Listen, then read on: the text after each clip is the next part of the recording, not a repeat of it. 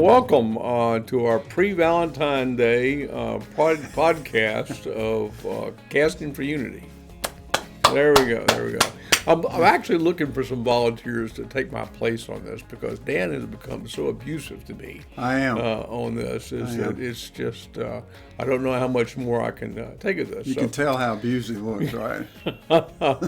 So, guys, a couple of things we want to talk about. One of them, we're doing our Unity group's doing an awful lot. We've got some people from Stillman College here in Tuscaloosa that have started coming, and some wonderful people over there, and we're going to start incorporating some of the projects that they have uncovered that need doing in the community with some of the projects that we've already been doing. So that's going to be fun. It's going to be expanding our sort of our area of concern to be able to helping different people. We're doing something real interesting here this semester. I'll start off by introducing one of the characters. I don't know whether we told this story before, but one of our guys that comes is a sheriff's deputy, and he runs our Tuscaloosa County Jail, just a really funny guy. And he's been the one wanting to talk about politics in our group, which is, we'll get to that in a second. But he came in several months ago, and another one of our guys is Kevin Shobe, who is the CEO of the Real Next Step, which is a charity for kids. And Kevin self-describes himself as a large, scary black guy. Big, scary black guy. Which he's not scary. He's not scary. He is big and he is black. I didn't say he's big. Okay. So anyway, Lloyd Baker comes in and he points out, I only want Kevin to answer this question. He says, Kevin, why do white people bury their dead so quick? Kevin didn't hesitate. He said, because they're afraid they're going to turn black. Well, there was just it was a roar of laughter. But when we looked around, only the white people were laughing. Mm-hmm. I was sitting next to a middle-aged black guy, and he got under his breath. He said, you mean that's not true? And no, it's not true. But it just went to show how little we know about one another. And the more we get to know about one another, the stronger the relationships become. And we are able to do things like talk about politics. And so we started off last week doing that. We put some ground rules in place, and one of the ground rules is we cannot talk about people, and that includes politicians. So we can't fuss about Joe Biden or fuss about Donald Trump or anybody else. We have to focus on issues and platform topics. So last week it was a learning experience, I think, for all of us, because I guess emotions run so high on many of these topics that we don't allow ourselves to logically think through the other side of the issue. One issue for me has been labor unions. One of our guys said that he was voting for people that would support labor unions because of the things that labor unions have done for him and his family. Mm-hmm. He cited some health care benefits and a good retirement plan and stuff like that.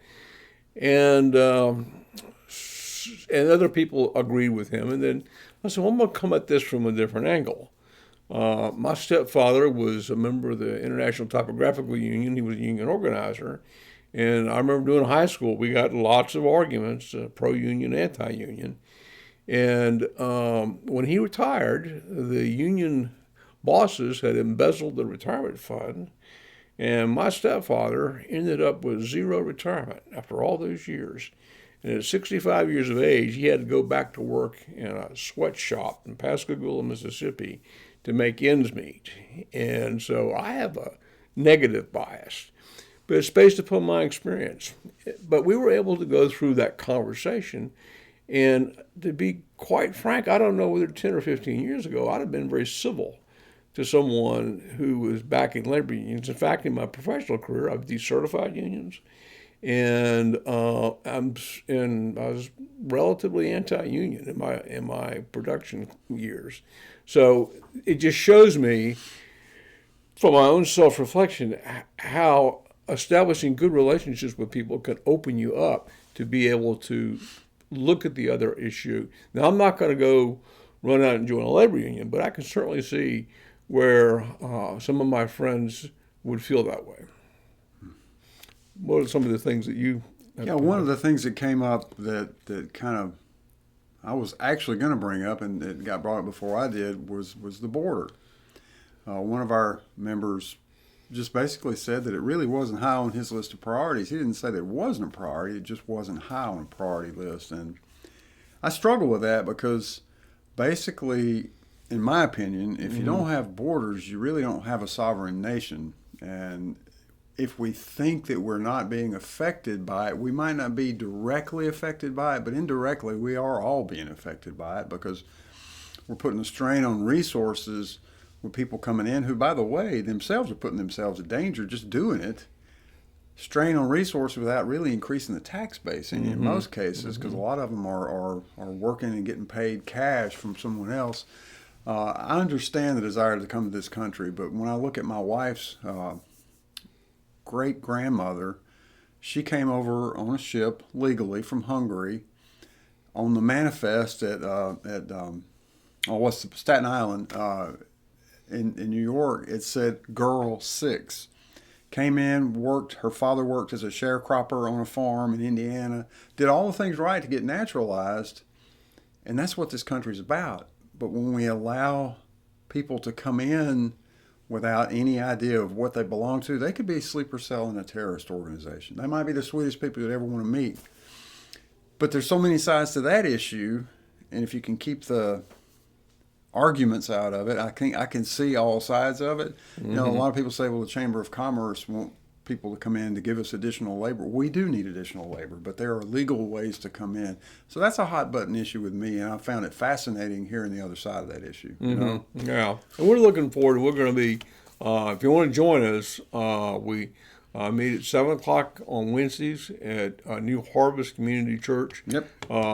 If you live in Tuscaloosa, I always say, if you know where Harry's Bar is, go to Harry's Bar and look up the hill. There's the church. There's another way. If you know where the train station is in Tuscaloosa, it's back behind there too. But it is right by Harry's Bar. Yeah. I view that as a great ministry opportunity for New Harvest Community Church. Yeah, that's right. Pastor Walker have to get down there and talk with those guys. And then we're very, very excited with the projects that we'll be having working with the folks from Stillman. And in the Church of the Highlands is sort of involved in that also. So we're real excited about that. One cool thing about that, I'm so glad you said that, because even though Church of the Highlands, I mean, let's be real, it's kind of the wind in the sails of a lot of that stuff, but it is, because we have so many churches involved in our group, it's going to bring in other churches into it as well, kind of almost backdoor, you know, which is a positive thing any way you look at it. Yeah. Anderson's church is very, very, very involved. Oh yeah. In this New Harvest Community Church, and we hope to get and Northport Baptist is sort of involved in it, and we want to get more and more churches, more and more community groups like the one we have together, working in harmony. There's a lot of work to do in the community. To make things better, and you're not gonna be able to legislate it. You're not gonna be able to write some law to make it happen. It's gonna take feet on the ground. It's gonna take people connecting with people. It's gonna take people loving one another. You know, I think it's really cool that we're talking this the pre-Valentine Day. We like to have Valentine's Day every day if we could. It's a simple fact too that when you serve others, you're the one that gets the blessing. Yeah, and you're never happier than when you're serving somebody else. Yeah. So, great talk with everyone. Yep.